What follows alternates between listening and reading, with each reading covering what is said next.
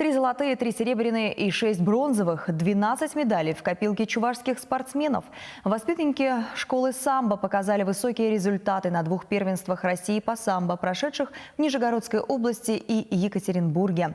Накануне исполняющий обязанности министра физической культуры и спорта республики встретился с победителями и призерами юниорского и юношеского первенства России и поблагодарил их за высокие показатели. Ребята рассказали о том, как они готовились к соревнованиям, какая была организация спортивных мероприятий, а также поделились планами на будущее. Впереди у них подготовка к чемпионату России по самбо, который впервые пройдет в Чебоксарах в конце февраля. Результаты мы видим. Еще раз большое вам спасибо за эти результаты.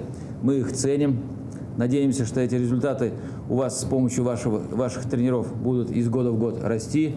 То есть вы постепенно и кропотливо дойдете до высших спортивных наград. Это чемпион Европы, мира, Олимпийских игр.